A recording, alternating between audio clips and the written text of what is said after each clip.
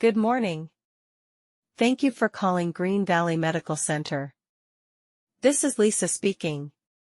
How may I help you today? Good morning, Lisa. My name is Sarah Johnson, and I like to schedule an appointment with a doctor as soon as possible. Of course, Sarah. I'd be happy to help you with that.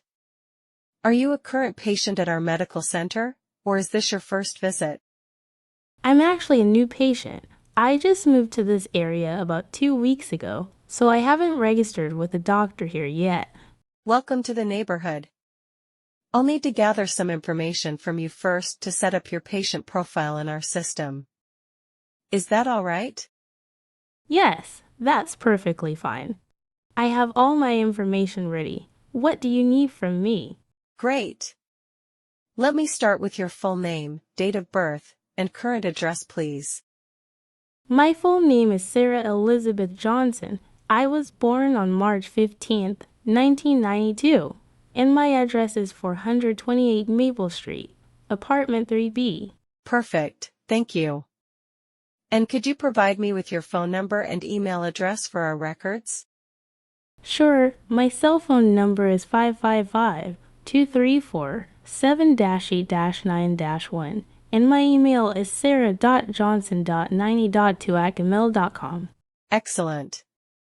Do you have health insurance that you'll be using for this appointment? Yes, I do. I have Blue Cross Blue Shield insurance through my employer. Would you like my policy number? Yes, please. I'll need your policy number and the name of the primary policyholder if it's not you. The policy number is BC448792331, and I'm the primary policy holder. Thank you so much. Now, can you tell me what's the reason for your visit today? This helps us match you with the right doctor. Well, I've been feeling quite unwell for the past week, and my symptoms seem to be getting worse instead of better. I'm sorry to hear that you're not feeling well. Could you describe your symptoms in more detail so I can understand what you're experiencing? Of course, it started about 7 days ago with a mild headache and some tiredness, but I didn't think much of it at first. And how have your symptoms progressed since then?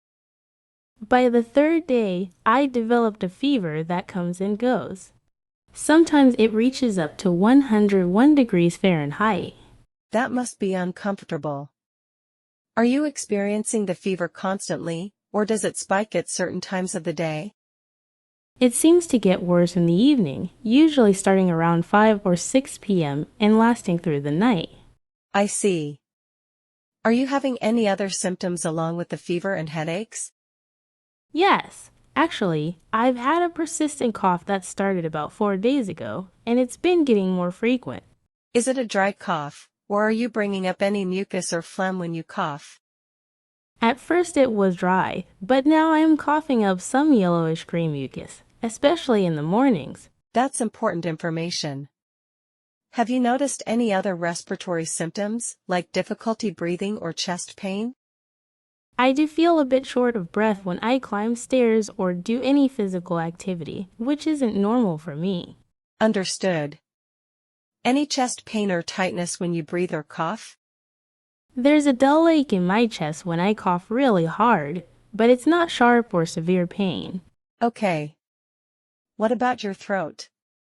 Are you experiencing any soreness, scratchiness, or difficulty swallowing? My throat has been quite sore, especially when I wake up in the morning. It feels scratchy and raw. Are you having any nasal symptoms, such as congestion, a runny nose, or sinus pressure? Yes, my nose has been completely blocked for the past 3 days. I can barely breathe through it at night. That must make sleeping difficult. Have you noticed any postnasal drip or sneezing? Definitely postnasal drip. I can feel mucus dripping down the back of my throat, which makes me want to cough more. I understand. How about your energy levels? You mentioned feeling tired at the beginning. Has that gotten worse? I'm absolutely exhausted. Even after sleeping for 9 or 10 hours, I wake up feeling like I haven't slept at all.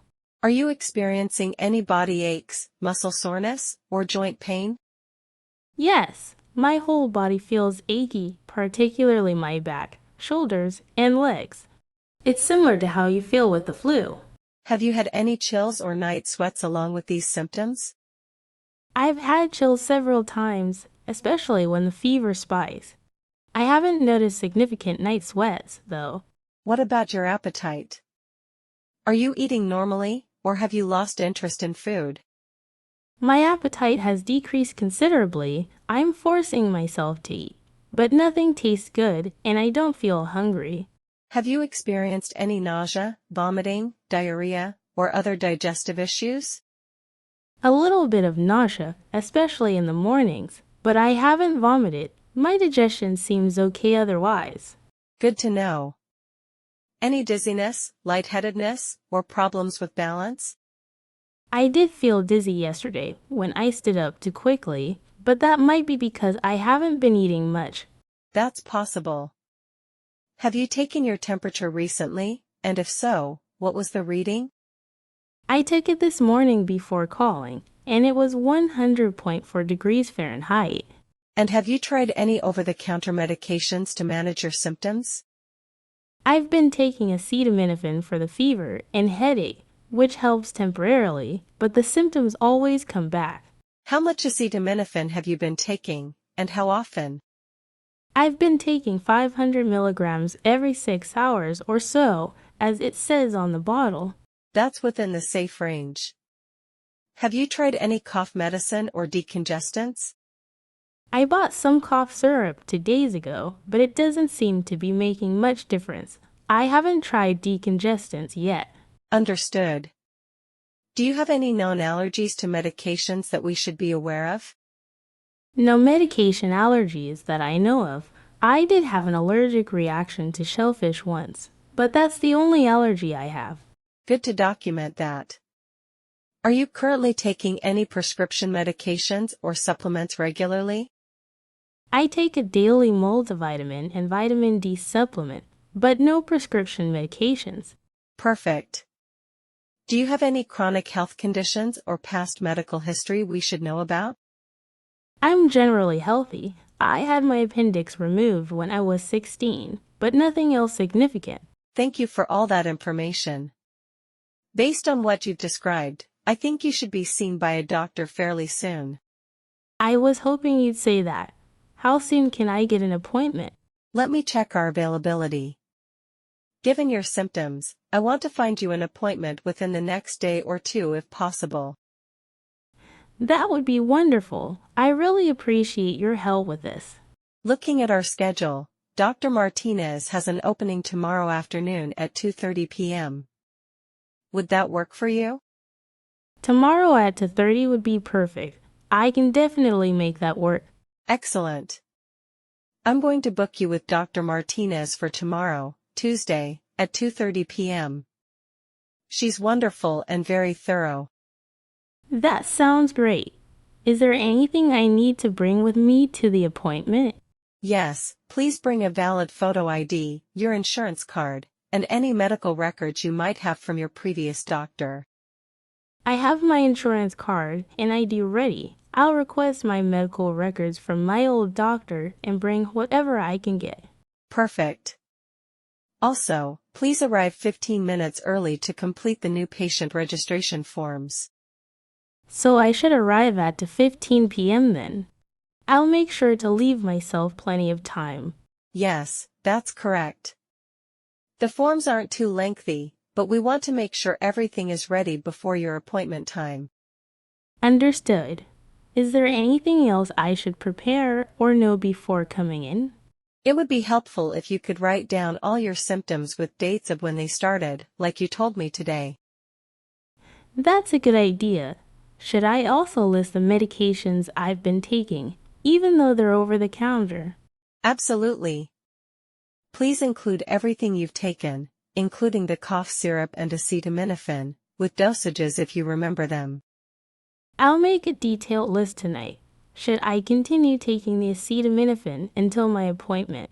Yes, you can continue with the acetaminophen as directed on the label for fever and pain management. Okay, good. Is there anything I should avoid doing or any warning signs I should watch for? If your fever goes above 103 degrees Fahrenheit, if you have severe difficulty breathing, or if you develop chest pain, you should go to the emergency room immediately. I understand. Those would be emergency situations that can't wait until tomorrow. Exactly. Also, if you experience confusion, severe dizziness, or inability to keep fluids down, those are also reasons to seek emergency care. Thank goodness I haven't had any of those severe symptoms. I'll definitely go to the E if anything like that develops. Good. In the meantime, make sure you're drinking plenty of fluids, getting rest, and monitoring your temperature regularly. I will. Should I drink anything specific, or is water fine? Water is excellent, but you can also have herbal tea, broth, or electrolyte drinks if you'd like some variety. That's helpful. I've mostly been drinking water and some ginger tea. Ginger tea is great, especially if you're feeling nauseous. You're doing the right things. Thank you. I'm just ready to feel better. This has really knocked me out. I completely understand.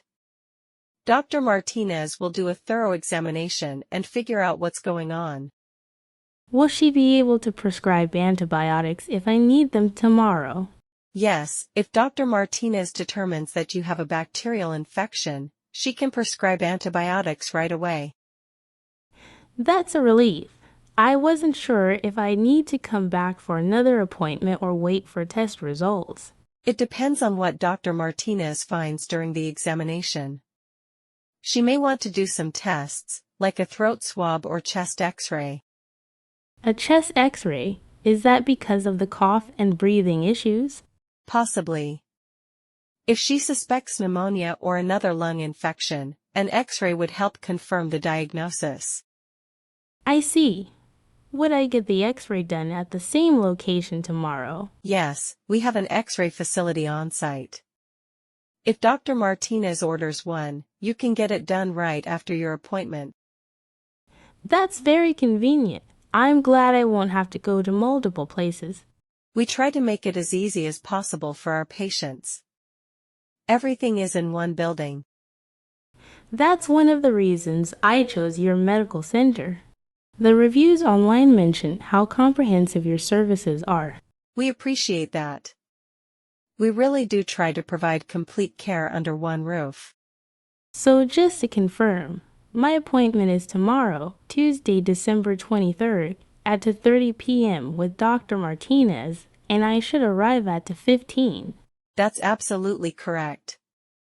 And you're seeing Dr. Rebecca Martinez in our general practice department. Perfect. Will I receive a confirmation email or text message about this appointment? Yes, you should receive both an email confirmation within the next hour and a text reminder tomorrow morning. Excellent. If for some reason I need to cancel or reschedule, what's the policy for that? We ask that you give us at least 24 hours notice if you need to cancel or reschedule to avoid a cancellation fee.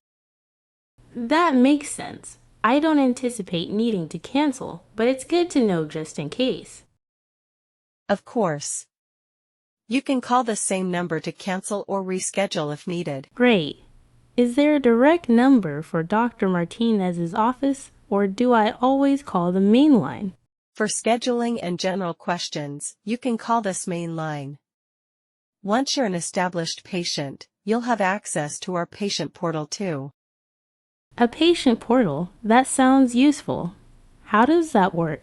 You can request lab results, message your doctor, request prescription refills, and schedule follow-up appointments all through the portal. That's wonderful. How do I sign up for access to the portal?